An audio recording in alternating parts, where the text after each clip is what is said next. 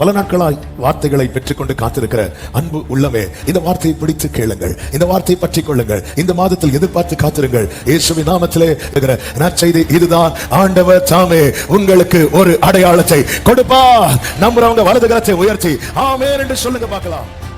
கர்த்தர் ஒரு அடையாளத்தை கொடுக்கிறார் என்றாலே வார்த்தை நிறைவேறும் நாட்கள் சமீபமாய் வந்துவிட்டது என்று அர்த்தம். எத்தனை பேர் ஆமென் சொல்லுவீங்க? வார்த்தையை கர்த்தர் என்றோ உரைத்திருக்கிறது உண்மைதான். ஆனால் இந்த மாதத்திலே கர்த்தர் உனக்கு ஒரு அடையாளத்தை தருவேன் என்று தீர்க்க தரிசனமாய் சொல்லி இருக்க. ஏன் அடையாளத்தை தருகிறார்? உன் வாழ்க்கையிலே கர்த்தர் உரைத்த வார்த்தை நிறைவேறும் நாட்கள் சமீபமாய் வந்துவிட்டது. ஆண்டவரே, என் வாழ்க்கையில நீங்க செய்வீங்கிறத நான் எப்படி ஆண்டவரே நம்ப என்ற கேள்வியோடு யாராவது இருப்பீங்கன்னா, ஆமென். அக்கினி உன் வாழ்க்கையில் நீ கண்ட சோதனைக்கு நீ என்னைக்கோ வெந்து போயிருக்க வேண்டியவள், நீ என்றோ வெந்து போயிருக்க வேண்டியவன், நீ என்றோ சாம்பலா இருக்க வேண்டியவன், நீ என்றோ இல்லாமல் போயிருந்திருக்க வேண்டியவன். நான் இனி இல்லாம போயிருவேங்கிற நிலைமை வர்றதுக்கு முன்னாடி கர்த்தர் என்னிடமாய் சாய்ந்தார், என் கூப்பிடுதலை கேட்டார். பயங்கரமான குழியிலும் உளையான சேற்றிலும் இருந்து என்னை தூக்கி எடுத்து என் கால்களை கண்மலை மேல நிறுத்தி என் அடிகளை உறுதிப்படுத்தி. எத்தனை சூழ்நிலைகள் நினைத்திருப்போம், நான் இனி இராமல் போய்விடுவேன். மரணத்தை முகமுகம் கண்டவர்கள் இங்கு உண்டு. மரணத்துக்கும் தங்களுக்கு ஒரு அடி தூரம் மாத்திரம் இருந்தவர்கள் உண்டு. கர்த்தரை நிர்மூலமாக விடவில்லை.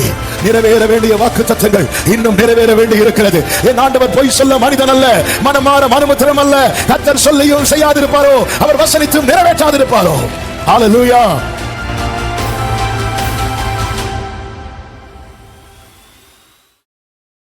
ஆமென். ஒரு விசை கூட கைகளை உயர்த்தி ஹல்லேலூயா.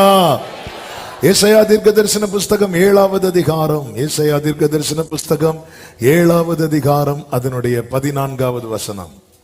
ஆதலால் ஆண்டவர் தாமே உங்களுக்கு ஒரு அடையாளத்தை கொடுப்பார். உங்களுக்கு ஒரு அடையாளத்தை கொடுப்பார். என் தேவன் தான் செய்ய போகிறதை முன்னமே அறிவிக்கிறவர், எல்லாவற்றையும் முன்னமே காண்கிறவர், எல்லாவற்றையுமே முன்னமே அறிந்தவர். முன்னே காண்கிறவர், முன்னே அறிந்தவர், முன் அறிவிக்கிறார். அதை தான் நாம் வாக்குத்தத்தம் என்று சொல்லுகிறோம், அல்லது தேவன் செய்ய போகிற காரியம் என்று சொல்லுகிறோம். தேவன் செய்ய போகிறவைகளை முன்னமே அறிவிக்கிறார்.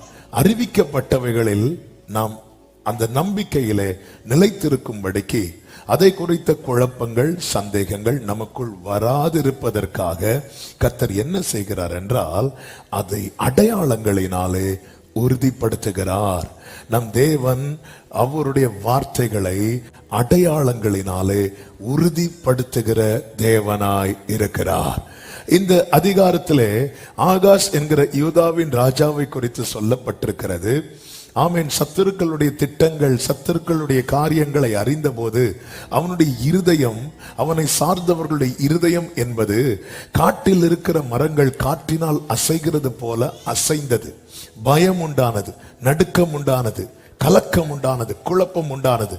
சிறுவயதில் ராஜாவானவன் ஒரு பெரிய ஒரு சதி திட்டம் தனக்கு விரோதமாய், தனக்கு எதிராய் நடப்பதை அறிந்ததும் அவனுக்குள்ளே கலக்கம் வந்தது. இந்த கலக்கம் வந்தபோது கர்த்தர் தீர்க்கதரிசியை கொண்டு பேசுகிறார். அவர்கள் நினைக்கிறபடி எல்லாம் நடக்காது, நான் நினைக்கிறபடி தான் நடக்கும் என்று சொல்லுகிறார். ஆனாலும் இவனுக்கு நம்பிக்கை வரவில்லை. அப்படி நம்பிக்கை வரவில்லை என்பதை யார் அறிவார் என்றால் கர்த்தர் அறிவார். நாம் எல்லாம் ஆமேன் சொல்லுவோம். உண்மையாதான் ஆமேன் சொல்றோமா, நம்பிதான் ஆமேன் சொல்றோமா, இல்ல வேற வழி இல்லாம ஆமேன் சொல்றோமா, எல்லாமே அவருக்கு தெரியும். எனவே கர்த்தர் அவனை நம்ப வைப்பதற்காக, அவன் நம்பிக்கையிலே அசையாமல் நிற்க வேண்டும் என்பதற்காக கர்த்தர் என்ன செய்கிறார் என்றால், அவனிடத்திலே ஏசாயாவை கொண்டு சொல்லுகிறார், நீ ஒரு அடையாளத்தை கேளு. அவனோ நான் கேட்க மாட்டேன் என்கிறார். உடனே கர்த்தர் சொல்லுகிறார், ஆண்டவர் தாமே உங்களுக்கு ஒரு அடையாளத்தை கொடுப்பார். இந்த மாதம் கர்த்தர் இந்த வார்த்தையை தான் வாக்குத்தத்தமாய் தந்தார். பல நாட்களாய் வார்த்தைகளை பெற்றுக்கொண்டு காத்திருக்கிற அன்பு உள்ளமே, இந்த வார்த்தையை பிடித்து கேளுங்கள், இந்த வார்த்தையை பற்றி கொள்ளுங்கள். இந்த மாதத்தில் எதிர்பார்த்து காத்திருங்கள். இயேசுவின் நாமத்திலே இந்த மாதத்தின் முதல் ஞாயிற்றுக்கிழமை தேவ சமூகத்தில் வந்திருக்கிற ஒவ்வொருவருக்கும் சொல்லப்படுகிற நற்செய்தி இதுதான். ஆண்டவர் தாமே உங்களுக்கு ஒரு அடையாளத்தை கொடுப்பார். நம்புறவங்க வலது கரத்தை உயர்த்தி ஆமென் என்று சொல்லுங்க பார்க்கலாம். உபாகமம் 29வது அதிகாரம் அதனுடைய 3வது வசனத்திலே மோசே ஜனங்களை பார்த்து இப்படி சொல்லுகிறான். உபாகமம் 29:3. கர்த்தர் செய்த பெரிய சோதனைகளையும் பெரிய அடையாளங்களையும் அற்புதங்களையும் கண்ணார கண்டீர்களே. கர்த்தர் செய்த, சொல்லுங்க, சத்தமா சொல்லுங்க, பெரிய சோதனைகளை கண்ட எத்தனை பேர் இங்க இருக்கிறீங்க? கை தூக்க வேண்டாம். கர்த்தர் உங்களை ஆசீர்வதிப்பாராக. பெரிய சோதனைகளை கண்டவர்களுக்கு கர்த்தர் சொல்லுகிற அடுத்த வார்த்தை, உங்கள் கண்கள் பெரிய சோதனைகளை கண்டதுண்டானால் உங்கள் கண்கள் பெரிய அடையாளங்களையும் காண போகிறது. உங்கள் கண்கள் அடையாளங்களை கண்டதுண்டானால் உங்கள் கண்கள் அற்புதங்களை காண போகிறது. சும்மா பார்த்துட்டு போகிறதல்ல, கண்ணார. ஆமென். பக்கத்துல யாராவது ஒரு ஆளு 2 பேரை பார்த்து சொல்லுங்க, கண்ணார பார்க்க போறோம். ஆமென். என்ன பார்க்க போறோம்? கண்ணார பார்க்க போறோம். நான் பெரிய சோதனையை பார்த்துட்டு வந்திருக்கிறேன். உங்கள் கண்கள் கண்ட. ஆமென். நமக்கு நேரம் ரொம்ப சுருக்கமா இருக்கிறது. சொல்லப்படுகிற ஒவ்வொரு வார்த்தையும் கவனியுங்கள். வசனத்துக்கு நடுங்குகிறவனை நோக்கி பார்க்கிறவருடைய பார்வை உங்கள் மேல் விழுவதாக. வசனத்துக்கு நடுங்குகிறவனை நோக்கி பார்க்கிறேன் என்று சொன்னவருடைய பார்வை யார் மேல் விழுகிறதோ அவர்கள் பாக்கியவான்கள். அவர்கள் எளிதில் சீக்கிரமாய் சுதந்திரிக்க போகிறார்கள். அல்லேலூயா. ஆமென். இஸ்ரவேல் ஜனங்கள் வாழ்க்கையிலே கர்த்தர் நடப்பித்த காண்பித்த அடையாளங்கள். எதற்காக அந்த அடையாளத்தை காண்பித்தார்? எதை அடையாளமாக காண்பித்தார்? நன்றாய் புரிந்து கொள்ளுங்கள். வேகமாய் சில காரியங்களை உங்கள் முன்வைத்து சொல்ல விரும்புகிறேன். கர்த்தர் எதற்காக அடையாளம் கொடுக்கிறார்? ஒன்று, அவர் இன்னும் நம்மேல் கிருபையாய் இருக்கிறார் என்பதை நாம் அறிய வேண்டும் என்பதற்காக. அவர் இன்னும் நம்மேல் கிருபையாய் இருக்கிறார். அவருடைய கோபம் ஒரு நிமிடம் உண்மைதான், ஆனால் அவருடைய தயவோ நீடிய வாழ்வு. கர்த்தர் இன்னும் என் மேல் கிருபையாய் இருக்கிறார். எத்தனை பேர் இந்த பகல் வேளையில நம்புறீங்க? ஆமென். உங்களுக்கு ஒருவேளை நம்ப முடியாட்டியும் இப்ப நான் சொல்லுகிற வார்த்தையை நீங்கள் சற்று கவனமாய் கேளுங்கள். அப்பொழுது உங்களுக்கு தெரியும் கர்த்தர் பாராட்டுகிற கிருபை எப்படிப்பட்டதா இருக்கிறது என்று. யாத்திராகமம் 3வது அதிகாரம் நீங்கள் பார்க்கும்போது மோசே தன்னுடைய மாமனாருடைய ஆடுகளை மேய்த்துக் கொண்டு கர்த்தருடைய பர்வதமாகிய ஓரே மட்டும் வந்தான் என்று வேதம் சொல்லுகிறது. அப்படி ஓரே பர்வதத்திலே மோசே வரும்போது 2-3 வசனங்களிலே ஒரு சம்பவம் சொல்லப்பட்டிருக்கிறது. யாத்திராகமம் 3வது அதிகாரத்தின் 2வது வசனம். அங்கே கர்த்தருடைய தூதனானவர் ஒரு முட்செடி நடுவில் இருந்து உண்டான அக்கினி ஜுவாலையிலே நின்று. நல்ல கவனமா கேளுங்க. 3 காரியங்கள் இங்கே இருக்கிறது. ஒன்று முட்செடி, இன்னொன்று அக்கினி ஜுவாலை, இன்னொன்று கர்த்தர். கர்த்தருடைய தூதனானவர் என்று சொல்லப்படும் இடத்தில் நமக்கு நன்றாய் தெரியும், கொஞ்சமும் சந்தேகம் தேவையில்லை. ஆதியும் அந்தமுமானவராகிய நம் ஆண்டவராகிய இயேசு கிறிஸ்து அங்கு வெளிப்படுகிறார். ஆமென். இங்கே அதிசயம் என்ன? ஆமென். அப்பொழுது அவன் உற்று பார்த்தான். அக்கினி முட்செடி அக்கினியினால் ஜுவாலித்து எரிந்தும் அது வெந்து போகாமல் இருந்தபோது 3வது வசனத்திலே சொல்லப்பட்டிருக்கிறது, அப்பொழுது மோசே, இந்த முட்செடி வெந்து போகாதிருக்கிறது என்ன? நான் கிட்ட போய் இந்த அற்புத காட்சியை பார்ப்பேன் என்றான். நான் சொல்லும் வார்த்தையை நன்றாய் கவனியுங்கள். இந்த மோசே 40 வருடத்துக்கு முன்பதாக எங்கே இருந்தானோ அங்கிருந்து தூரமாய் விலகி வந்து நிற்கிறான். தூரமாய் விலகி வந்து நின்ற மோசையை கர்த்தர் கிட்ட கொண்டு போகிறதற்காக ஒரு முட்செடியிலே அக்கினியை பற்றி எரிய வைக்கிறார். அந்த முட்செடியிலே அக்கினி பற்றி எரிந்ததும் அது வெந்து போயிருக்க வேண்டும். ஆனால் வெந்து போகவில்லை. ஏன் வெந்து போகவில்லை என்றால் அங்கே யார் இருக்கிறார்? கர்த்தர் இருக்கிறார். எதற்காக மோசேக்கு இதை அடையாளமாய் காண்பித்து கொடுக்கிறார் என்றால், இதனுடைய அப்படியே இன்னொரு பக்கத்தை பார்த்தால் இந்த அக்கினி எப்படியோ அப்படியே பார்வோனும் அவன் கூட்டமும் இருக்கிறார்கள். இந்த முட்செடி எப்படியோ அப்படியே இஸ்ரவேலர் இருக்கிறார்கள். என்றோ அவர்கள் இல்லாமல் போயிருந்திருக்க வேண்டியது. ஆனால் இங்கே அக்கினி எரிந்தும் முட்செடி வெந்து போகாமல் இருக்கிறது போல இஸ்ரவேலர்களை ஒடுக்கியும் இஸ்ரவேலர்கள் இன்னும் நிர்மூலமாகவில்லை. காரணம், கர்த்தர் அங்கே இருக்கிறார். தேவன் அது நடுவில் இருக்கிறார். அது அசையாது. அதிகாலையிலே தேவன் அதற்கு சகாயம் பண்ணுவார். ஹல்லேலூயா. நிர்மூலமாகாமல் காத்தா. இப்ப மோசே என்ன அடையாளம், எதற்காக கர்த்தர் இதை காண்பிக்கிறார் தெரியுமா? இந்த முட்செடி வெந்து போகாதிருக்க காரணம் என்ன? ஹல்லேலூயா, கர்த்தர் இருக்கிறார். இதை குறித்து உபாகம் 33 மோசே சொல்லுகிறார், எடுக்க வேண்டாம், முட்செடியில் எழுந்தருளினவருடைய தயை. அப்படியே இன்னொரு பக்கம் பார்த்தா இஸ்ரவேலர்கள் ஒடுக்கப்பட்டார்கள். யாத்ராகமம் 1 அதிகாரம் 12 வசனத்திலே சொல்லப்பட்டிருக்கிறது, ஆனாலும் அவர்களை எவ்வளவு ஒடுக்கினார்களோ அவ்வளவா அவர்கள் பலுகி பெருகினார்கள். ஆகையால் அவர்கள் இஸ்ரவேல் புத்திரரை குறித்து நன்றாய் புரிந்து கொள்ளுங்கள். 118வது சங்கீதம் 18 தாவீது ஒரு வார்த்தை சொல்லுவார், என்னை, நான் சொல்ற வசனம் மட்டும் வாசிங்க, டைம் இல்ல. என்னை சாவுக்கு ஒப்பு கொடுக்கவில்லை. இந்த முட்செடி ஏன் வெந்து போகவில்லை?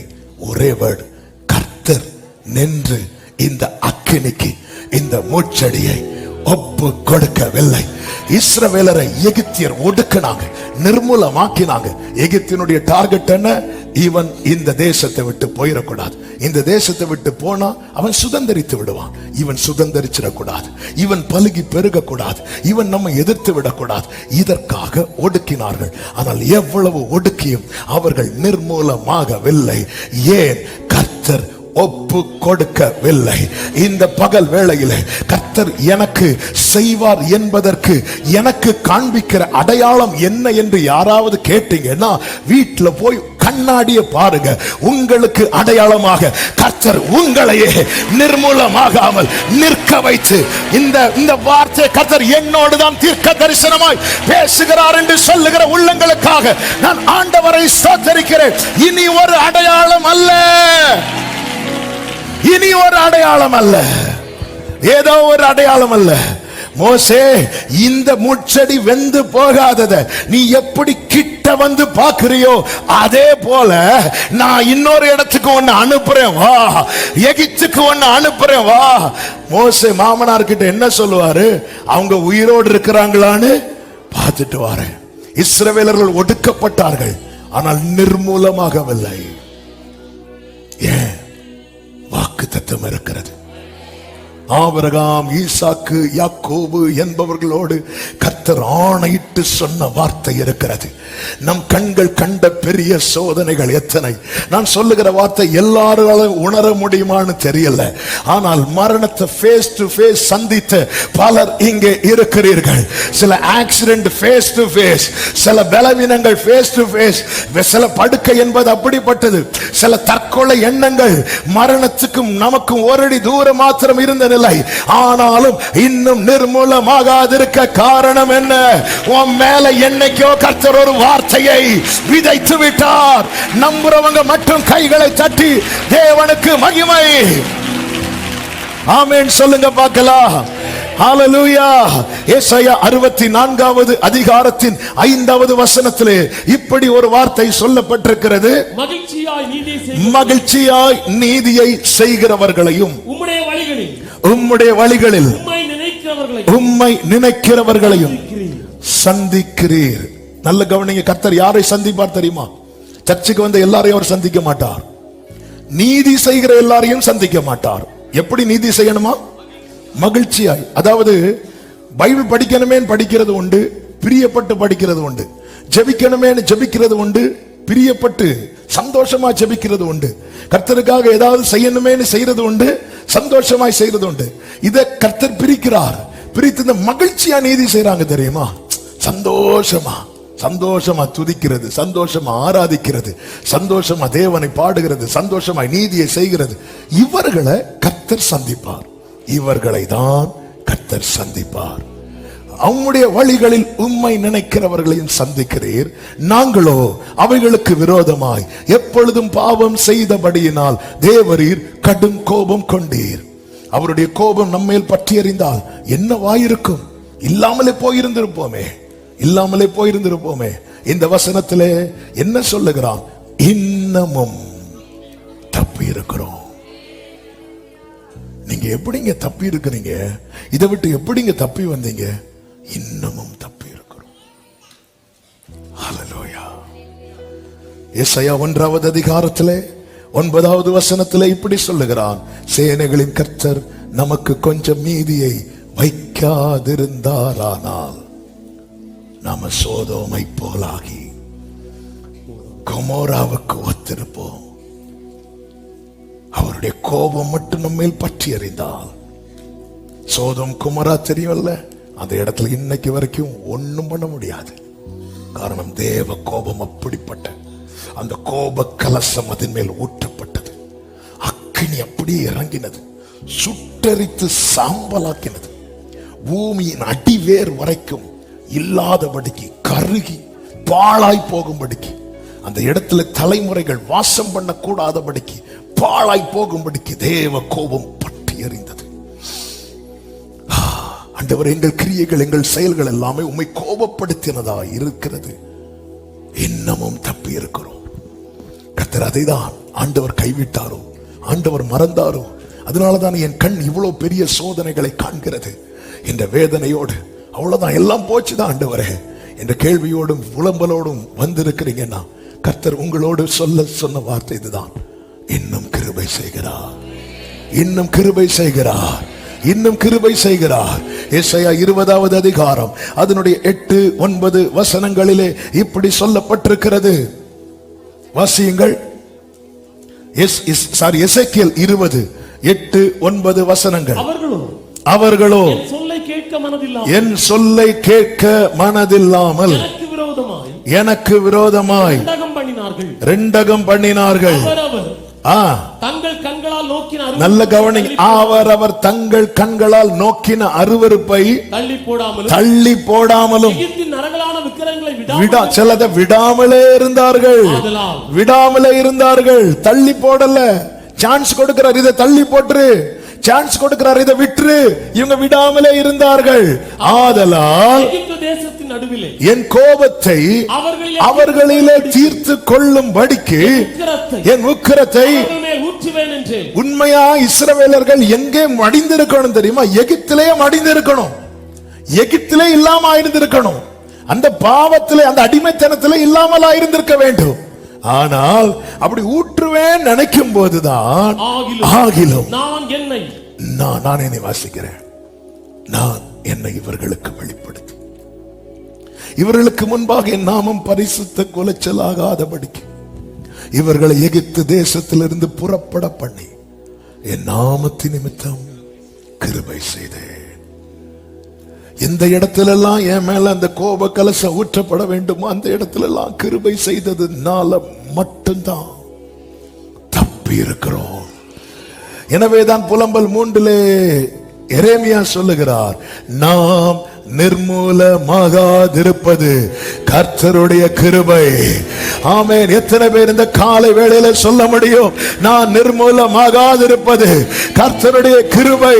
அவர்கள் மாத்திரம் வலது கரத்தை உயர்த்தி ஆமென் சொல்லுங்க பார்க்கலாம். இதே எசேக்கியேல் 20:17 கர்த்தர் சொல்லுகிறார், ஆகிலும் அவர்களை அழிக்காதபடிக்கு என் கண் அவர்களை தப்ப விட்டது. ஹல்லேலூயா. என் கண் உம்மழகான கண்கள் என்னை கண்டதாலே முடிந்ததென்று நினைத்த நான். ஆண்டவரே, என் வாழ்க்கையில நீங்க செய்வீங்கிறத நான் எப்படி ஆண்டவரை நம்ப என்ற கேள்வியோடு யாராவது இருப்பீங்கன்னா, ஆமென். அக்கினி உன் வாழ்க்கையில் நீ கண்ட சோதனைக்கு நீ என்னைக்கோ வெந்து போயிருக்க வேண்டியவள், நீ என்றோ வெந்து போயிருக்க வேண்டியவன், நீ என்றோ சாம்பலாய் இருக்க வேண்டியவன், நீ என்றோ இல்லாமல் போயிருந்திருக்க வேண்டியவன். எனவேதான் தாவீது தன் வேதனையின் உச்சத்தில, வேதனையின் மிகுதியில இப்படி பாடுகிறார், நான் இனி இராமல் போகும் முன்னே தேறுதல் அடையும்படிக்கு என்னிடத்தில் பொறுமையாயிரும் என்று 39வது சங்கீதம் கடைசி வசனத்திலே சொல்லுகிறார். நான் இனி இராமல் போகும் முன்னே, நான் இனி இராமல் போகும் முன்னே, ஹல்லேலூயா, தேறுதல் அடையும்படிக்கு என்னிடத்தில் பொறுமையாயிரும். அதனுடைய தொடர்ச்சி தான் 40வது சங்கீதம். கர்த்தருக்காக நான் பொறுமையோடு காத்திருந்தேன், அவர் என்னிடமாய் சாய்ந்து என் கூப்பிடுதலை கேட்டார். என்னது அர்த்தம்? நான் இனி இல்லாம போயிருவேங்கிற நிலைமை வர்றதுக்கு முன்னாடி கர்த்தர் என்னிடமாய் சாய்ந்தார், என் கூப்பிடுதலை கேட்டார். பயங்கரமான குழியிலும் உளையான சேற்றிலும் இருந்து என்னை தூக்கி எடுத்து என் கால்களை கண்மலை மேல நிறுத்தி என் அடிகளை உறுதிப்படுத்தி, எத்தனை சூழ்நிலைகள் நினைத்திருப்போம் நான் இனி இராமல் போய்விடுவேன். மரணத்தை முகமுகம் கண்டவர்கள் இங்கு உண்டு. மரணத்துக்கும் தங்களுக்கும் ஒரு அடி தூரம் மாத்திரம் இருந்தவர்கள் உண்டு. கர்த்தர் ஏன் நிர்மூலமாக விடவில்லை? நிறைவேற வேண்டிய வாக்கு தத்தங்கள் இன்னும் நிறைவேற வேண்டி இருக்கிறது. என் ஆண்டவர் பொய் சொல்ல மனிதன் அல்ல, மனமாற மனுமுத்திரம் அல்ல. கர்த்தர் சொல்லியும் செய்யாதிருப்பாரோ, அவர் வசனித்தும் நிறைவேற்றாதிருப்பாரோ? ஹல்லேலூயா. கர்த்தர் கிருபையாய் காக்கிறார், நிர்மூலமாகாதபடி காக்கிறார். பாபிலோனின் சிறையிருப்பின் நாட்களிலே எஸ்ரா சொல்லும் ஒரு வார்த்தை உண்டு. அதுதான் எஸ்ராவின் புஸ்தகம் 9வது அதிகாரம் 8-9 வசனங்கள்.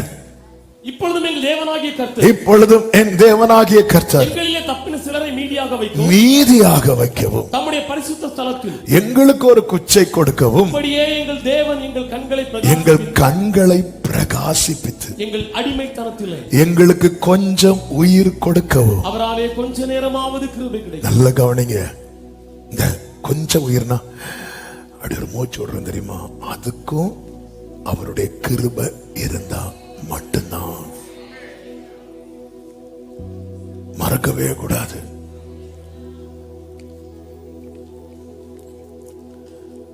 அதாவது கிருபையை தர்றது அவர். ஆமே, மரத்தை வச்சு தண்ணி ஊத்துறோம், அந்த மரம் வளர்ந்து எதுக்கு என்ன வளர்த்தி என்ன போட்டு இல்ல, வளர்த்துறவருக்கு தெரியும். அந்த கொஞ்சம் கிருபை, கொஞ்சம் கிருபையே கூட, அதாவது அவர் கொடுக்கிற கிருபையில கொஞ்சத்தை எடுத்தா கூட, ஆமே, அப்படி அந்த மூச்சு இழுத்து விடுறதுக்கும் ஒரு தேவ பிள்ளைக்கு என்ன தேவைன்னா கிருபை. 9வது வசனத்திலே சொல்லுகிற, நாங்கள் அடிமைகளாயிருந்தோம், ஆனாலும் எங்கள் அடிமைத்தனத்திலே எங்கள் தேவன் எங்களை கைவிடாமலும், அடுத்த வார்த்தை, எங்களுக்கு உயிர் கொடுக்கவும். இந்த மரண விளிம்பில் இருந்து தப்பி வராங்க தெரியுமா, அவங்களுக்கு தான் இந்த உயிரோட வேல்யூ என்னன்னு தெரியும். உயிருடைய வேல்யூ, அதாவது மரண படுக்கையில இருக்கிறவங்க, அவங்களுக்கு சரியா தூக்கம் வராது. அந்த நேரத்தில் அவங்களுக்கு ரொம்ப டிஸ்டர்பன்ஸா இருக்கும். சில ஆவிகள் வந்து பேசுறது போல எல்லாம் இருக்கும். அந்த அந்த அந்த அந்தகார சூழும் போது, அந்த இருள் சூழும் போது, எல்லாம் முடிஞ்சது, என் கதை இதோட முடிஞ்சது அப்படிங்கிற சத்தம் தான் கேட்டுட்டே இருக்கும். என் கசின் ஒருத்தன், அவன் வந்து கோவிட்ல ரொம்ப ஒரு கிரிட்டிக்கலான நிலையில வீட்டில் இருக்கான். ஹாஸ்பிட்டல்ல போனா ஹாஸ்பிட்டல் எடுக்க மாட்டாங்க. அப்ப அவன் சொல்றான், நைட் 2 மணிக்கு யாரோ என் கால் மாட்டில் வந்து உட்கார்ந்து, வா போலாம் வா போலான்னு சொல்ற மாதிரியே இருந்து, நான் கண்ணை திறக்கவே இல்லை, வந்து அப்படியே இருந்துடா, அப்படியே இருந்து. நம்ம சிரிச்சுட்டு சொல்றோம், எத்தனை அந்த அந்த அந்த அந்த அதாவது இந்த மூச்சு விட்டா மரணம். 2 வருஷத்துக்கு முன்னாடி நினைக்கிற ஒரு சகோதரரை குறித்த ஒரு ஜெப குறிப்பு வந்தது. தெரிந்த சகோதரன் தான். அதாவது அவர் வந்து ஆல்மோஸ்ட் டெட். என்னன்னா, இன்னும் ஒரு வாந்தி எடுத்துட்டாருன்னா ஆல் அவுட். அப்படி இன்னும் ஒரு வாந்தி எடுத்துட்டாருன்னா அப்படி ஒரு கண்டிஷன்ல ஹாஸ்பிட்டல் இருக்கிறார். கிருபையாய் கர்த்தர் ஜீவனை கொடுத்து இன்னைக்கு ஜீவனோடு இருக்கிறார். அப்போ அந்த நேரத்தில் ஆல்ரெடி அவர் வாந்தி எடுத்துட்டு இருக்கிறார், எல்லாம் போச்சு. இப்ப அந்த உயிர் வந்து அப்படி பிடிச்சிட்டு இருக்கு. டாக்டர் சொல்றாங்க இன்னும் ஒரு வாந்தி எடுத்துட்டாருன்னா ஆள் அவுட். அந்த நேரத்துல செபம்லாம் எப்படி ஓடி இருக்கும், அவருக்கு எப்படி இருந்திருக்கும். ஏன்னா காலையில வாந்தி எடுத்திருக்கிறார், முந்தின நாள் வாந்தி எடுத்திருக்கிறார். மத்தியானம் வந்து அவர் ரிப்போர்ட் எல்லாம் பார்த்துட்டு சொல்றாங்க இன்னும் ஒரு வாட்டி ஒரு வாந்தி எடுத்துறாருன்னா ஆள் அவுட் ஆயிடுவார். அதோட எல்லாம் முடிஞ்சு. அந்த மரண விளிம்பு இங்க சொல்றாங்க. அந்த விளிம்புல இருந்ததுனாலதான் சொல்றாங்க அந்த கொஞ்சம் கிருபை எனக்கு, என் மேல கோவம் தான் அவருக்கு இருந்தாலும் அந்த சைடுல கொஞ்சம் கிருபை. திட்டுறாரு, கூட்டத்தில் வச்சு திட்டுறாரு, தனியா கூட்டுட்டு போய் போட்டுறா விடுறா அப்படிங்கிறாரு. ஏன் ஏன் அங்கு சொல்லப்பட்டிருக்கிறது, நாங்கள் எங்கள் தேவனுடைய ஆலயத்தை எடுப்பித்து பாழாய் போன அதை புதுப்பிக்கும் படிக்கும். அதன் அர்த்தம் என்ன? எங்க மேல காட்ஸ் பிளான் இருக்கிறது, எங்க மேல தேவனுடைய திட்டம் இருக்கிறது. இந்த பகல் வேளையில நீங்க யாரா இருந்தாலும் சரி, மரண விளிம்பிலிருந்து தப்புவிக்கப்பட்டு இன்னைக்கு தேவ சமூகத்தில் இருக்கிறீர்கள் என்றால் உங்க மேல தேவ திட்டம் இருக்கிறது. நீங்க இன்னும் கர்த்தருடைய கிருபைக்குள்ளே தான் இருக்கிறீர்கள். ஆமென் சொல்றவங்க நல்ல கைகளை தட்டி ஹல்லேலூயா. அதனாலதான் தயை கிடைக்க செய்தார் என்று சொல்லப்பட்டிருக்கிறது. ஆமென். என்ன அடையாளம்? இன்னும் நிர்மூலமாகவில்லை, இன்னும் நிர்மூலமாகவில்லை. இரண்டாவது, கர்த்தர் எதற்காக இந்த அடையாளத்தை காண்பிக்கிறார் என்றால், நன்றாய் புரிந்து கொள்ளுங்கள். நாம் வாசித்த நம்முடைய அந்த வாக்குத்தத்த வசனத்திலே ஒரு அடையாளம் சொல்லப்பட்டிருக்கிறது. என்ன அடையாளம் சொல்லப்பட்டிருக்கிறது? ஆண்டவர் தாமே உங்களுக்கு ஒரு அடையாளத்தை கொடுப்பார். என்ன அடையாளம்? இதோ ஒரு கன்னிகை கர்ப்பவதியாகி ஒரு குமாரனை பெறுவாள், அவருக்கு இம்மானுவேல் என்று பெயரிடுவாள். இந்த சம்பவம் நமக்கு தெரியும். நல்ல கவனிங்க. இயேசு கிறிஸ்துவை குறித்த தீர்க்க தரிசன வார்த்தை. சிருஷ்டிப்பின் ஆரம்பத்திலே ஆதாம் ஏவாள் பாவம் செய்து வெளியே துரத்தப்படும் நேரத்தில் சர்ப்பத்தை பார்த்து, பிசாசின் ஸ்தானாபதியாய் வந்து நின்ற சர்ப்பத்தை பார்த்து கர்த்தர் ஒரு வார்த்தையை உரைப்பார். அந்த வார்த்தை தான், உன் வித்துக்கும் உனக்கும் ஸ்திரீக்கும் உன் வித்துக்கும் அவள் வித்துக்கும் பகை உண்டாக்குவேன் என்று ஆதியாகமம் 3:15 சொல்லுகிறார். உன் வித்துக்கும் அவள் வித்துக்கும் பகை உண்டாக்குவேன். யாரை குறித்த தீர்க்க தரிசன வார்த்தை?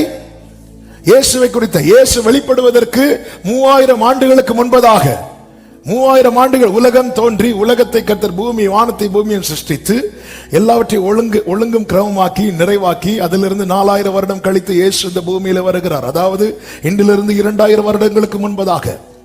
அப்ப இயேசு பிறப்பதற்கு 3000 வருடத்துக்கு முன்பதாகவே உரைக்கப்பட்ட தீர்க்க தரிசன வார்த்தை. உன் வித்துக்கும் ஸ்திரீயின் வித்துக்கும் பகை உண்டாக்குவேன். வேதத்திலே பார்க்கிறோம், இஸ்மவேலை குறித்து கர்த்தர் ஆபிரகாமோடு சொல்லும் போது அவன் உன் வித்தாய் இருக்கிறான் என்று ஆபிரகாமுக்கு சொல்லுகிறார். அப்போ உன் வித்துக்கும் ஸ்திரீயின் வித்துக்கும் என்று சொல்லும் போது தெளிவாய் தெரிகிறது, அங்கே அந்த ஸ்திரீ ஆணோடு இணையவில்லை. இது எப்படி சாத்தியமாகும்? கர்த்தருடைய வார்த்தை என்பதே மனிதனுடைய புத்திக்கு அப்பாற்பட்டது, மனிதனுடைய புத்திக்கு எட்டாதது. எனவே உன் வித்துக்கும் ஸ்திரீயின் வித்துக்கும். நீங்க மற்ற எல்லாவற்றையும் பார்த்தீங்கன்னா தெரியும். ஆபிரகாம் ஈசாக்கை பெற்றான், ஈசாக்கு யாக்கோபை பெற்றான், யாக்கோபு யூதாவை பெற்றான். அப்படிதான் பைபிள்ல இருக்கும். ஆமே. அதன் அர்த்தம் என்ன? தகப்பனுடைய பெயரை வைத்துதான், அந்த புருஷனுடைய காரியத்தை வைத்துதான் தெரிவிக்கப்படும். சில திடீர்னு பைபிள் படிச்சுட்டு ஒருவேளை அந்த காலத்துல எல்லாம் மாறி நடந்திருக்கும், அப்படிலாம் கிடையாது, அப்படிலாம் கிடையாது. ஆமென். பிரசவிக்கிற கிருபை ஸ்திரீகளுக்கு தான் கர்த்தர் கொடுத்திருக்கிறார். ஆனால் இங்கே சொல்லப்படும் போது ஸ்திரீயின் வித்து. அப்ப அந்த இடத்துல ஆண் சேரவில்லை. இது சாத்தியமா? வார்த்தை உரைக்கப்பட்டு 1000 வருடங்கள் கடக்கிறது. 1000 போச்சு, 2000 போச்சு, 3000 போச்சு. இப்பொழுது இயேசு கிறிஸ்து வெளிப்படுவதற்கு சில 100 ஆண்டுகளுக்கு முன்பதாக, சில 1000 ஆண்டுகளுக்கு முன்பதாக உரைக்கப்பட்ட வார்த்தை நிறைவேறுவதற்கு சில 100 ஆண்டுகளுக்கு முன்பதாக மீண்டும் துணிக்கப்படுகிறது. இப்பொழுது ஒரு அடையாளமாய் கொடுக்கப்படுகிறது. அந்த அடையாளம் தான் என்ன? அன்று உன் வித்துக்கும் அவள் வித்துக்கும் என்று சொல்லப்பட்டது இப்பொழுது அடையாளமாய் கொடுக்கப்படுகிறது. என்ன? ஒரு கன்னிகை கர்ப்பவதியாகி ஒரு குமாரனை பெறுவாள்.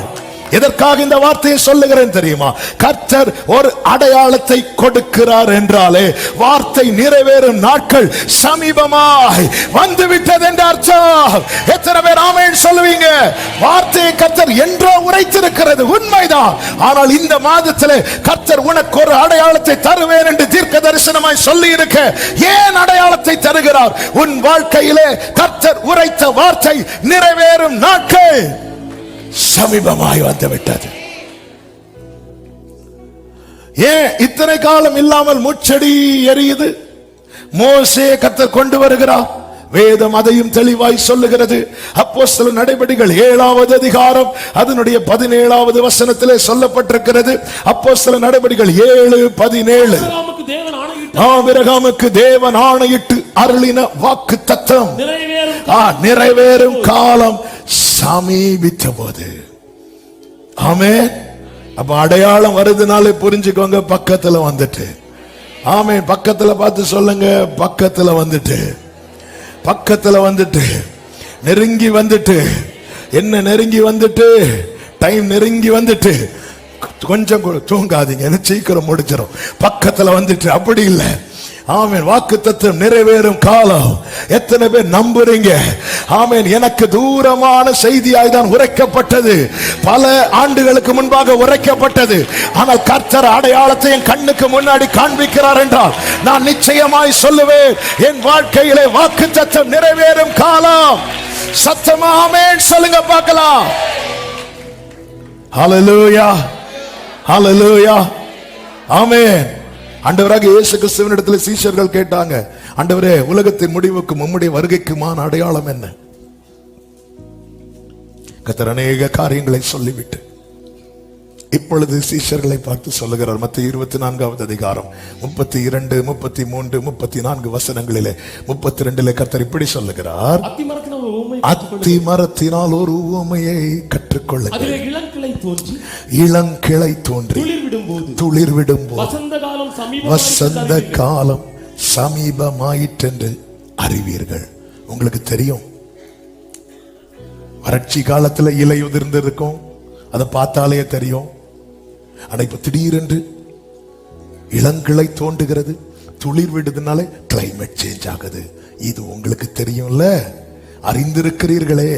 அப்படியே இவைகளை எல்லாம், அதாவது நான் என்னென்ன உங்களுக்கு சொன்னேனோ, எதை எதை அடையாளமாய் சொன்னேனோ, இவைகளை எல்லாம் நீங்கள் காணும் போது அவர் சமீபமாய் வாசல் அருகே வந்திருக்கிறார் என்று கைகளை உயர்த்தி ஆமென் சொல்லுங்க பார்க்கலாம். உனக்கு தெரியுது, ஒரு மரம் பட்டு, அதாவது வறண்டு இருந்த ஒரு மரத்துல திடீரென்று இளங்கிளை தோன்றுது, துளிர் விடுதுனாலே கிளைமேட் சேஞ்ச் ஆகுதுன்னு தெரியுது. அப்படியே நான் சொன்ன காரியங்கள் எல்லாம் ஒவ்வொன்றாய் நடக்கும் போது புரிந்து கொள், அவர் சமீபமாய் வாசல் அருகே வந்திருக்கிறார் என்று அறியுங்கள். சொல்லிவிட்டு அடுத்த வார்த்தை சொல்லுவார், இவைகள் எல்லாம் சம்பவிக்கும் முன்னே இந்த சந்ததி ஒளிந்து போகாதென்று மெய்யாகவே நல்ல கைகளை தட்டி ஆமென் என்று சொல்லி, இவைகள் எல்லாம் சம்பவிக்கும் முன்னே, ஹல்லேலூயா, இவைகள் எல்லாம் சம்பவிக்கும் முன்னே இந்த சந்ததி ஒளிந்து போகாது. யோபுக்கு ஜீவனை தொற்றாதேன்னு கர்த்தர் சாத்தான்கிட்ட சொல்ல காரணம் என்ன? அவனுக்குள்ள வேர்ட் இருக்கு. ஹல்லேலூயா, ஹல்லேலூயா. அதுதான் யோபு சொல்லுகிறார், எனக்கு வேண்டிய ஆகாரத்தை பார்க்கலாம் உம்முடைய வார்த்தையை நான் காத்து கொண்டேன். அவன் உயிர்ல கை வச்சிடாத, ஏன்? உள்ள வேர்ட் இருக்கு, வார்த்தை இருக்கிறது, வார்த்தை இருக்கிறது. இதற்காக உங்களை அழைத்து கொண்டு வந்து உட்கார வைத்து தேவன் விளம்பிக் கொண்டிருக்கிறார், விளம்பிக் கொண்டிருக்கிறார், விளம்பிக் கொண்டிருக்கிறார். ஹல்லேலூயா. எத்தனை பேர் அதை உட்கொள்ளுகிறீர்கள் என்று தெரியாது, எத்தனை பேர் அதை தங்களுக்கென்று எடுத்துக் கொள்ளுகிறீர்கள் என்றெல்லாம் தெரியாது. ஆவியானவர் ஒவ்வொரு வார்த்தை தரும்போது என் ஆவியிலே அவ்வளவு ஃபீல் பண்ண முடியும், கர்த்தர் சபையை எவ்வளவு நேசிக்கிறார் என்று.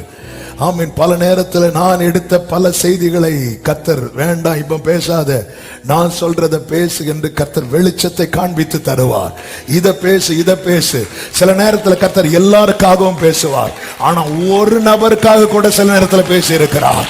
ஆமீன். இதை உட்கொள்ளுகிறவர்கள், இதை கேட்கிறவர்கள், இதை வாசிக்கிறவர்கள், இதை தியானிக்கிறவர்கள், இதை தங்களுக்கென்று பற்றி கொள்ளுகிறவர்கள் வாக்கியவான்கள். ஹல்லேலூயா. ஆமென். அதனாலதான் எங்க டியூட்டியை நாங்க செஞ்சுட்டு போயிருவோம். கர்த்தர் பார்ப்பார், கர்த்தர் கவனிப்பார். ஹல்லேலூயா. இவைகள் எல்லாம் சம்பவிக்கும் முன்னே என கேட்கிற அன்பு சகோதரா சகோதரி, உங்க வாழ்க்கையில சில காரியங்கள் இன்னும் சம்பவிக்க வேண்டி இருக்கிறது. அது சம்பவிக்கும் முன்னே சத்துரு தலைகீழ நின்னாலும் உங்க தீபத்தை அணைக்க கர்த்தர் விட மாட்டார். என்னோடு தான் கர்த்தர் தீர்க்க தரிசனமா பேசுறார் சொல்லுகிறவர்கள் மட்டும் ஆர்ப்பரிப்பாடு. இவைகள் எல்லாம் சம்பவிக்கும் சொல்லிட்டு 35 அடுத்து அடிக்கிறார் பாருங்க. வானம் பூமியும் ஒளிந்து போகும், என் வார்த்தைகளும் ஒளிந்து போவது இல்லை. ஆமென் சொல்லுங்க. உங்க கைகள் கூறுகவில்லை, உம்மா சத்தமாய் உங்க கைகள்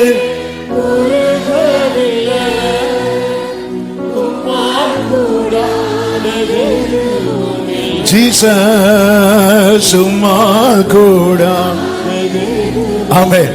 கர்த்தர் நமக்கு அடையாளம் காண்பிக்கிறார் என்றால் புரிந்து கொள்ளுங்கள், இன்னும் கர்த்தர் நமக்கு கிருபை செய்து கொண்டுதான் இருக்கிறார்.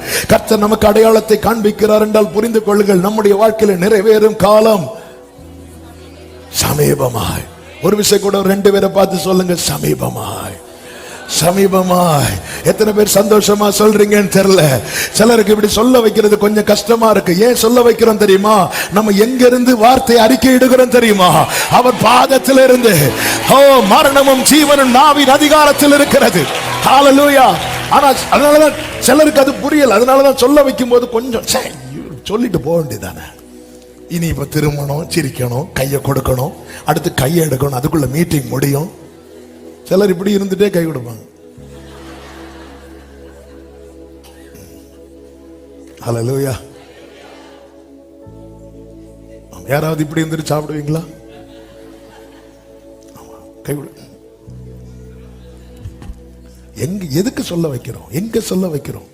வேதம் சொல்லுகிறது, நம்பிக்கையை அறிக்கை இடுகிறதில் அசைவில்லாமல் உறுதியா இருக்க கடவுள். வாக்கு தத்தம் பண்ணினவர் உண்மை உள்ளவராயிருக்கிறார். ஆமென் சொல்லுங்க பார்க்கலாம். சத்தம் ஆமென் சொல்லுங்க.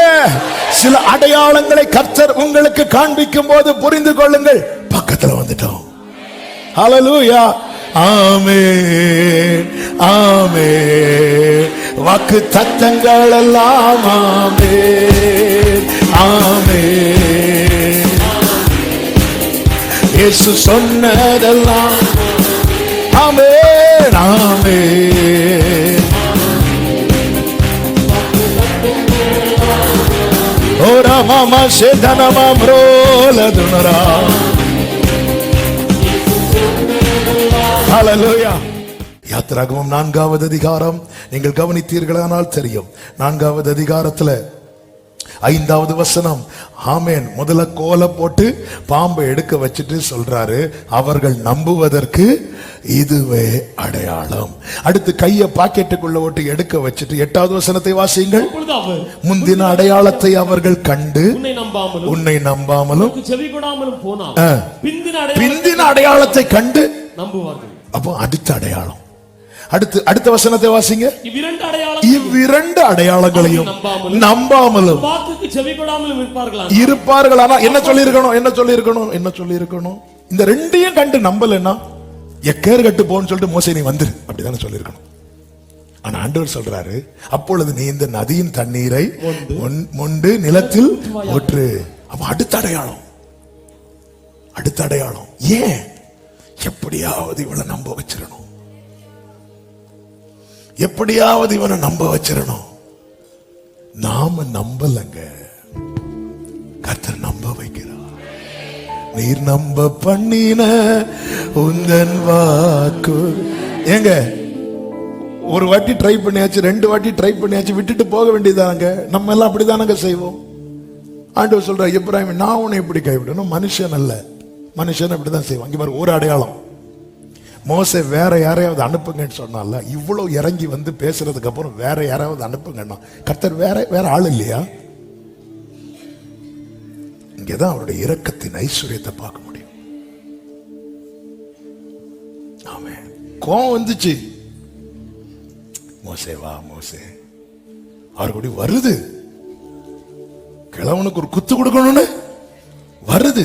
மோசே வா மோசே, நானும் வாயோடு இருப்பேன் மோசே வா. வருது கோவம், நம்ம செய்யற செயலெல்லாம் பார்த்தா வருது. எப்படி இருக்கும்? இங்க இருந்து அப்படி கத்தி கத்தி பிரசங்கம் பண்ணும் போது ஃப்ரெண்ட்ல இருந்து எப்படி வரும்?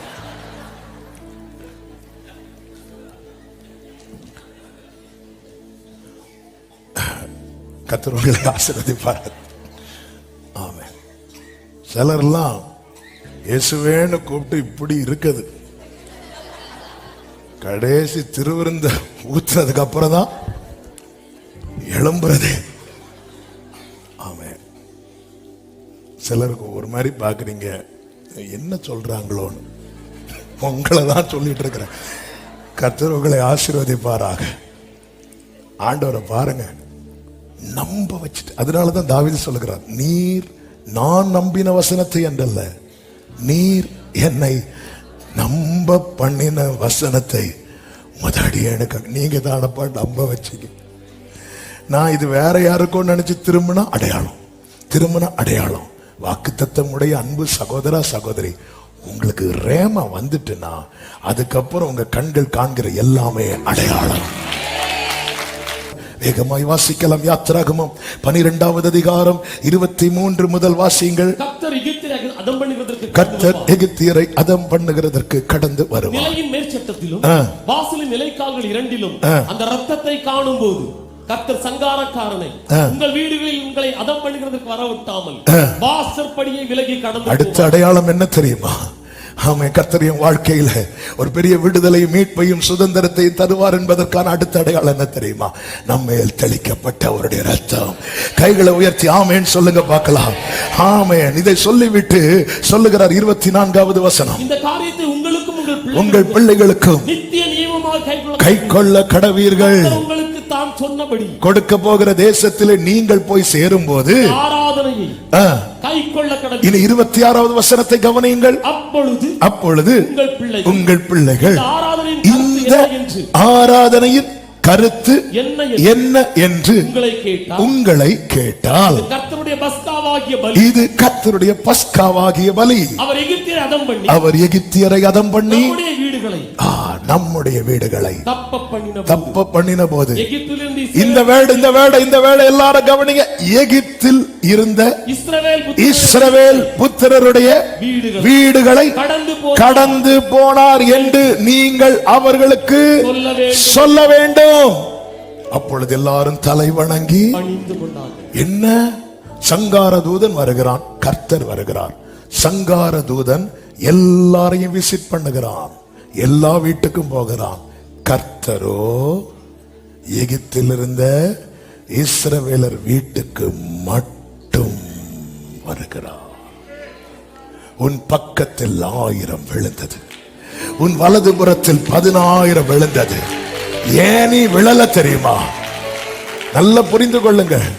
இந்த எலெக்ஷன் டைம்ல அரசியல் தலைவர்கள் எல்லாம் போவாங்க, ஜீப் மேல ஓபன் ஜீப்ல எப்படி நின்னுட்டு இடி வச்சுட்டு போவாங்க, எப்படி டாட்டா காட்டிட்டு. இப்படி அவர் போகல, தெரிந்தெடுக்கப்பட்டவங்க வீட்டுக்கு மட்டும். இஸ்ரவேலர் வீட்டு எகிப்தில் இருந்த ஒரு பெரிய விவிஐபி ஒரு ஏரியாவுக்குள்ள வந்து குறிப்பிட்ட ஒரு நபர் வீட்டுக்கு போனாங்கன்னா அந்த வீடை குறித்து தான் அடுத்த நாள் ஒரு கடையில நம்ம தலைவர்கள் யாராவது டீ குடிச்சாலே அடுத்த நாள் பேப்பர்ல வந்துருமே. அவர் எகிப்துல வந்து சங்கார தூதன் எல்லா வீடையும் விசிட் பண்றான். ஆனா இவரோ தெரிந்தெடுத்த வீட்டை மட்டும். எனவேதான் உபாகமம் 4வது அதிகாரம் 34வது வசனத்திலே கர்த்தர் மோசேயை கொண்டு இப்படி சொல்லுகிறார், உங்கள் தேவனாகிய கர்த்தர் எகிப்திலே உங்கள் கண்களுக்கு முன்பாக உங்களுக்கு உங்களுக்கு செய்தபடி எல்லாம் தேவன் அந்நிய ஜாதிகளின் நடுவில் இருந்து ஒரு ஜனத்தை சோதனைகளினாலும் அடையாளங்களினாலும் அற்புதங்களினாலும் யுத்தங்களினாலும் வல்லமை உள்ள கரத்தினாலும் ஓங்கிய புயத்தினாலும் மகா பயங்கரமான செயல்களினாலும் தமக்கென்று தெரிந்து கொள்ள வகை பண்ணினது உண்டோ என்று நீ விசாரித்து நீ இப்ப கேட்டு பாருப்பா. உனக்கு செஞ்சது மாதிரி வேற யாருக்கா செஞ்சிருக்கிற? நீ இப்ப கேட்டு பாரு. நீ கேட்டு உன்கிட்ட பேசுனது மாதிரி வேற யார்ட்டையா பேசிருக்கிறானா? நீ இப்ப கேட்டு பாரு. நம்ம இந்த மீட்பை கொண்டாட மறக்கிறோம். இந்த மீட்பை கொண்டாட மறக்கிறோம். காரை கொண்டாடுறோம், பங்களாவை கொண்டாடுறோம், சொத்து வாங்கின கொண்டாடுறோம், மீட்பை கொண்டாட மறக்கிறோம். எத்தனை பேருக்கு கிடைக்காத பாக்கியம் தெரியுமா? ஏன் பக்கத்து வீட கர்த்தர் விசிட் பண்ணாம நம்ம வீட விசிட் பண்ணணும்? பார்வான் வீட்டை விசிட், பார்வான் தன் தேவன் பேரில் அவ்வளவு வைராக்கியமா இருக்கிறானே, தன் தெய்வங்களால் முடியலன்னு தெரிந்தும் தன் தெய்வங்களுக்கு பலியிடுகிறானே பார்வோம்.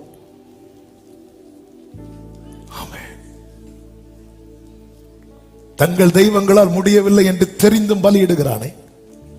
பாகால் பாகால் பாகால் பாகால் தெய்வம் அல்ல என்று எல்லாம் நிரூபித்த பிறகும் பாகால் தீர்க்கதரிசிகளுக்காக இயேசுவில் வைராக்கியம் பாராட்டுகிறாளே. ஆமென். இப்படிப்பட்ட பொய் தெய்வத்துக்கு மெய் பக்தர்கள் இருக்க, மெய் தெய்வத்தை ஆராதிக்கிற தேவ பிள்ளையே, ஆமென், அவர்களோடு கூட சேர்ந்து நீயும் மடிந்து போக கூடாது என்பதற்காக விலையேறப்பட்ட இரத்தத்தினாலே கர்த்தர் தெரிந்தெடுத்து மீட்டிருக்கிறார். இது தலைமுறைக்கு ஏறெடுக்க வேண்டிய ஆராதனை. அதை தான் வேதம் சொல்லுகிறது, ஒரு சந்ததி அவரை சேவிக்கும், அது தலைமுறை தலைமுறையாக ஆண்டவருடைய சந்ததி எனப்படும். என் மேல தேவன் வைத்த ரத்தம் அடையாளம். 5வதாக கர்த்தர் அடையாளம் எதற்கு கொடுக்கிறார் தெரியுமா? 4வதாக நாம் ஆராதிக்கணும், இதை அறிந்து கொள்ளணும். 5வதாக அவன் நமக்கு கொடுக்கப்பட்ட வாக்குத்தத்தத்தை சுதந்தரிக்க, அதை நோக்கி பயணிக்க. உபாகமம் 6வது அதிகாரம் 22, 23 வசனங்களை வாசிக்கலாம். கர்த்தர் எங்கள் கண்களுக்கு முன்பாக, கர்த்தர் எங்கள் கண்களுக்கு முன்பாக எகிப்தின் மேலும் அவன் குடும்பம் அனைத்தின் மேலும் கொடிதான பெரிய அடையாளங்களையும் அற்புதங்களையும் விளங்க பண்ணி தாம் நம்முடைய பிதாக்களுக்கு ஆணையிட்டு கொடுத்து தேசத்துக்கு எங்களை அழைத்து கொண்டு போய் அதை நமக்கு கொடுக்கும்படி எங்களை அவ்விடத்திலிருந்து கர்த்தர் எப்ப ரட்சித்தாரோ நம்மை புறப்பட பண்ணிவிட்டார். நாம் பயணித்துக் கொண்டிருக்கிறோம். அப்போ நாம யாரு? பரதேசிகள். ஒவ்வொரு அடையாளத்தை காண்பித்து நேராய் நடத்துகிறார். நட்சத்திரத்தை கண்ட சாஸ்திரிகள் எருசலேமுக்கு வருகிறார்கள், பெத்லகேமுக்கு வருகிறார்கள். வந்தவங்க கொஞ்சம் ரூட்டு மாறி போனாங்க. கர்த்தர் காண்பிக்கிற அடையாளத்தை விட்டு ரூட்டு மாறினாலே போற இடத்துல பெரிய கலக்கத்தை உண்டாக்கிட்டு தான் வருவோம். சும்மா இருந்த ஏரோத கலங்க பண்ணிட்டாங்க. கர்த்தர் காண்பித்த ரூட்டை அந்த வழியா போகாம வழி மாறி போன ஒரு தீர்க்கதரிசி உண்டு. யாரு? கரெக்டா? சத்தமா சொல்லுங்க. யோனா. அதனால அந்த கப்பல்ல இருந்து அவ்வளவு பேருக்கும் பிரச்சனை, எல்லாம் பெரிய நஷ்டம், இருக்கிறதெல்லாம் தூக்கி கடல்ல போட்டாங்க. எல்லாருக்கும் ஆபத்து. தேவனால் தெரிந்தெடுக்கப்பட்ட தேவ பிள்ளை ட்ராக் மாறினா அவங்களுக்கு மட்டும் பிரச்சனை இல்லை, அவங்கள சுத்தி இருக்கிற அத்தனை பேருக்கு அவங்களால பிரச்சனை. இப்போ ஆமேன் வராது. கொஞ்சம் முன்னாடி இப்போ தேவனால் தெரிந்த வேர்டை நோட் பண்ணுங்க, இதுதான் சத்தியம்.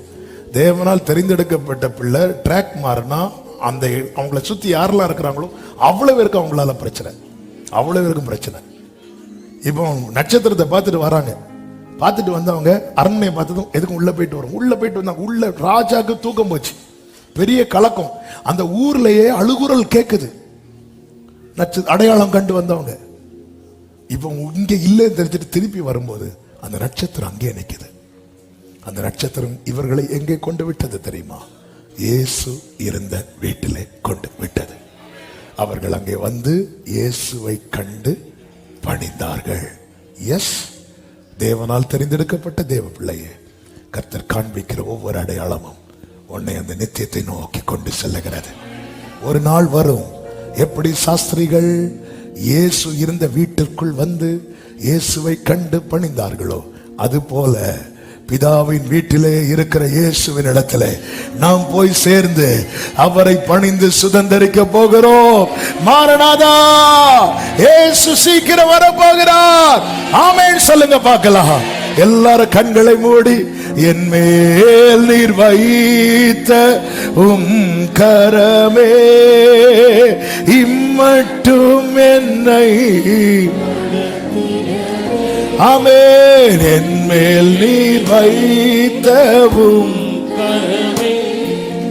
இம்மட்டும் என்னை. கைகளை உயர்த்தி சொல்லுவோம். ஒன்றுமில்லா, ஆமென்,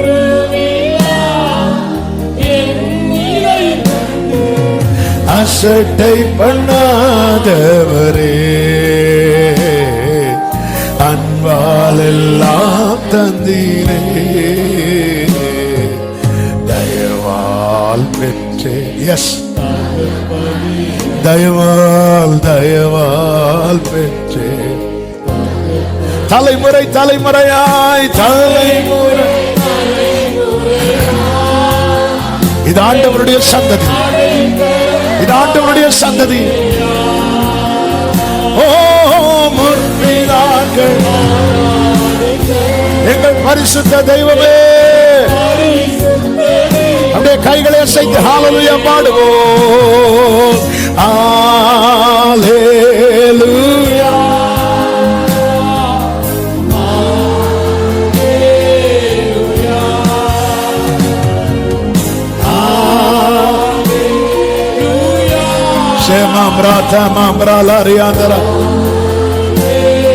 பரிசுத்த பிதாவே, நல்ல தகப்பனே, நன்றி செலுத்துகிறோம். கிருபையாய் உங்க சமூகத்தில் கொண்டு வந்து பாட, துதிக்க, ஆராதிக்க, ஜெபிக்க வைத்த தயவுக்காய் நன்றி.